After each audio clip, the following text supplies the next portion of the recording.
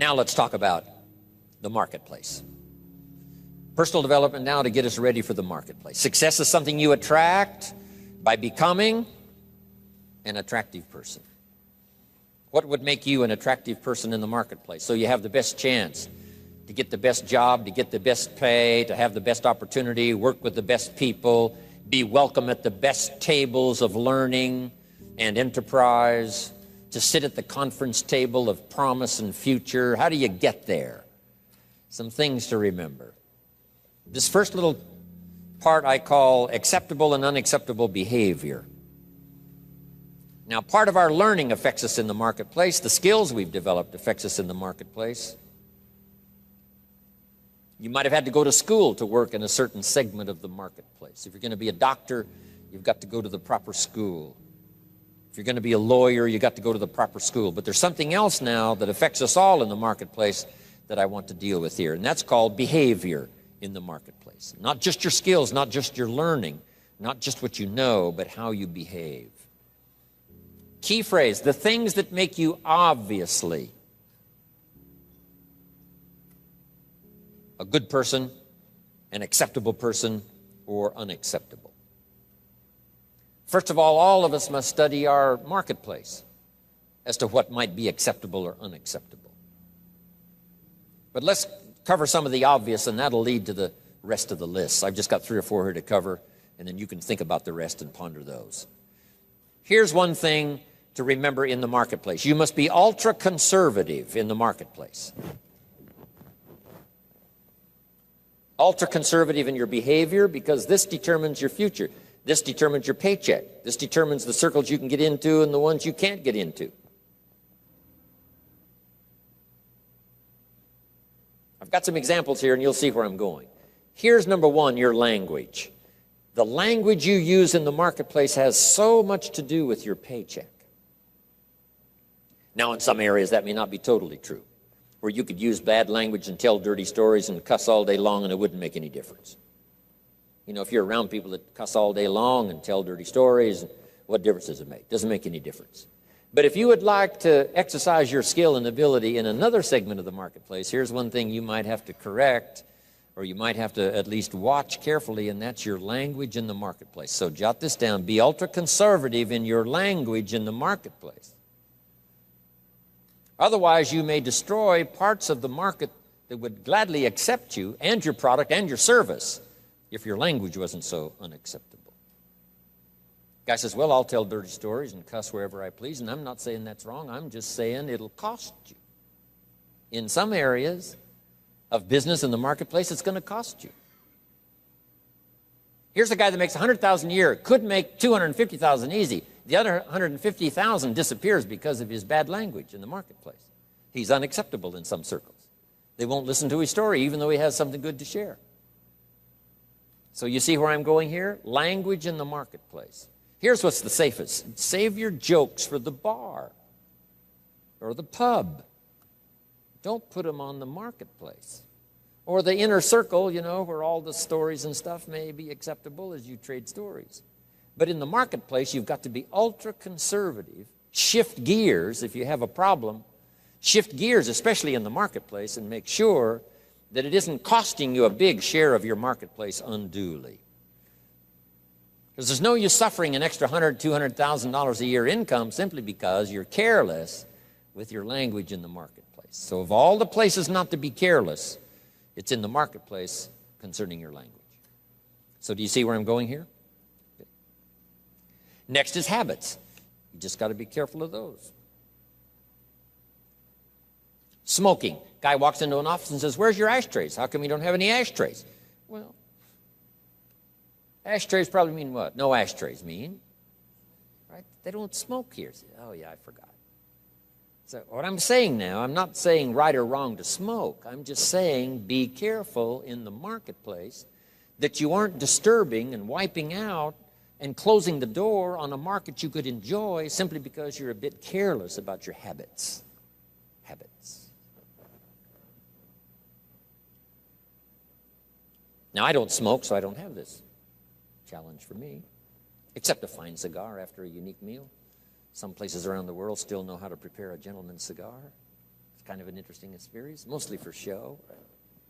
As long as you know which end to dip in the brandy, right? But you see where I'm going here now on habits. Habits. Zig Ziglar talked about the man who was late. I'm telling you, there's some circles, if you're late, you're not welcome anymore. You say, well, I've been late all my life. You know, if people don't like that, that's too bad. I'm saying that's okay. You can have that attitude if you want to, but what if it cost you $100,000 a year? Wouldn't you reconsider? That's too much to pay for the luxury of some habit that you could easily correct and maybe enjoy the benefits of a marketplace that's been closed up until now. This is all I'm saying. Take a look at your habits. Take a look at your language. Here's another one. Your dress. Now, sometimes dress changes regionally. In San Francisco on a business day, they wouldn't expect you to look like West Palm Beach. If you dress like West Palm Beach on a business day in San Francisco, they'll treat you casual, right? Not appropriate dress. So part of this is company, part of it is region, part of it is locality, part of it is community. What's acceptable in the marketplace on a conservative basis? What would be acceptable to everyone in San Francisco? To be dressed conservatively. In West Palm Beach, you can have a casual business dress. Perfectly acceptable.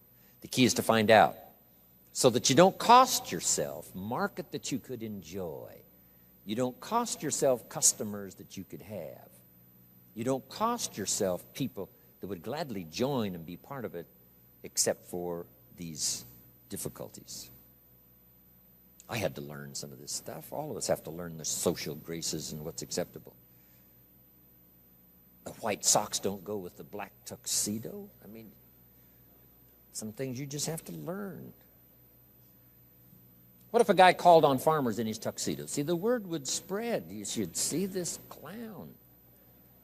So now that's the severe side, but here's what I'm asking you. Check your dress, check your clothes, check your attitude, check your behavior, check your language, check your habits, especially in the marketplace where you get paid.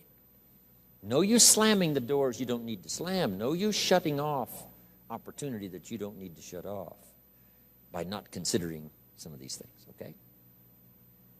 One more I found important. Make your employer, not your banker.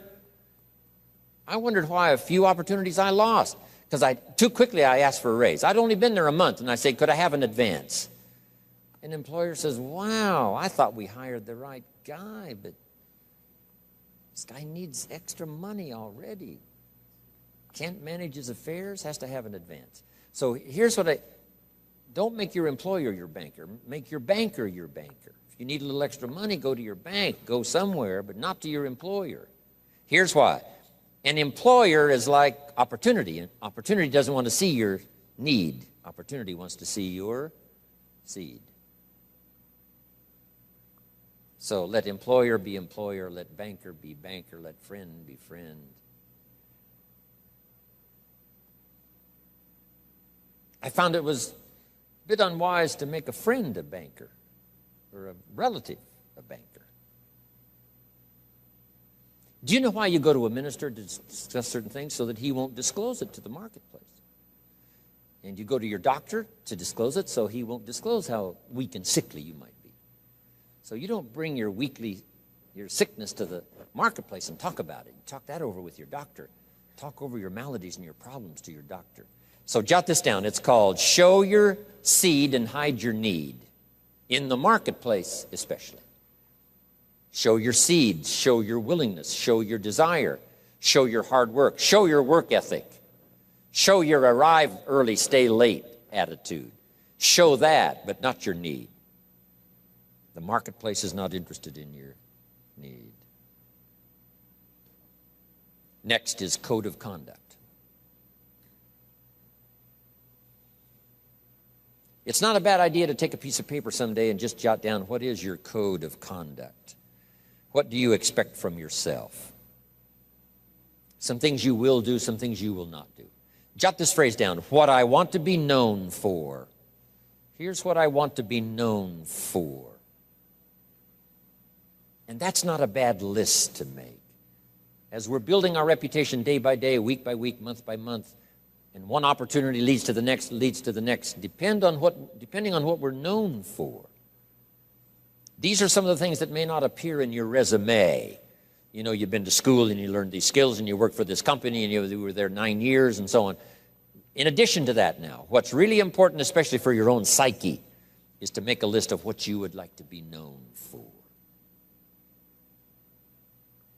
I wanted to be known for always doing my best. I never wanted anyone to be disappointed, at least in my presentation. They might be disappointed with my ideas because they thought I was wrong. They might be disappointed with my position because they thought it wasn't right. And they might be, disappointed because, I didn't say what I believed, was contrary to what they believed. They might have been disappointed in that, but they were never disappointed in my sincerity, never disappointed in my ability to speak from my heart and my soul. If you have charge of some of my life and you send me off to another country, I promise to represent you grandly.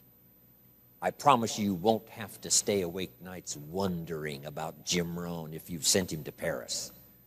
I want you to be able to say, forget about Paris, Jim Rohn is there. He'll take care of it in the best style. He won't show up late and he won't show up drunk. He will represent us well. So have you got that good question now? What do I want to be known for? I want to be known for being on time. I want to be known for staying late. I want to be known for not ignoring anyone. I want to be known for my unique ability in conversation as well as presentation. I want to be known for the fact that I care for kids as well as adults. I want to be known for the company's interest as well as my own. I want to be known for one who helps to feed the goose that lays the golden eggs. I want to be known. I want to be known for my leadership skill. I want to be known for my attitude. I want to be known. What would that list be if you were to make it? Here's what I want to be known for. Sometime in the privacy of your own thoughts, away somewhere, just work on that list. Here's the reputation I want to build. Now, here's what's next under personal development. Under personal development, develop these 5 abilities.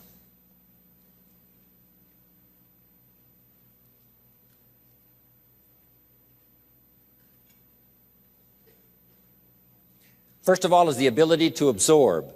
One of the big challenges for being here now, especially for 3 full days, some of you, it's going to be a challenge to try to get it all. But I'm asking you to do that. In another seminar I do, here's a little phrase I have. For the future, pay attention. See if you can't get everything. Every word possible, every idea possible. It's easy to let your mind wander, right, and not really concentrate and dig in and make these days extraordinarily valuable for you. Absorb the atmosphere. Absorb the drama of the occasion. Absorb the spirit of the occasion. Absorb the reasons for coming here and then the reasons for going back home and making a difference. Absorb the variety of voices you're going to hear this weekend. And absorb the provocative ideas as well as the ones that you agree with. Absorb all of that. Take it all in. By listening intently, taking good notes, talking with each other. Here's one more. Absorb the drama of each other. You're going to have a chance to meet some excellent people here. Okay? Losers don't pay this kind of money to come to seminars. The reason why the price tag is substantial is because when you get here, you'll have an excellent chance of meeting some pretty good folks. Even if they borrowed the money to get here. At least they knew how to do that. Whatever it takes. So don't go away without meeting some people. Here's the next part. Listen to the testimonials. You may pick up some ideas from someone's testimonial that'll be just as valuable as what I share from this podium. And sometimes a word spoken in private from someone's unique testimonial is so powerful. It's just as powerful as all the words given by the presenter. So take that all home. Key, absorb the chance for a new beginning. I don't know where you are at the moment. This is sort of mid-year. First 6 months, getting ready now for the last 6 months. And as you pause mid-year to contemplate the past and think about the future, as you ponder for a while ideas that you've already heard, anticipating that you're going to hear some more, how could that create for you a new beginning? There's so many ways to create a new beginning if you just think about it. Or think about the automatic ways of creating a new beginning. Here's a pretty good list. At the beginning of the day, this is a brand new day. I love to get up early now. I used to stay up so late. I got up late. I used to say if the good Lord wanted you to see the sunrise, he'd have made it later in the morning.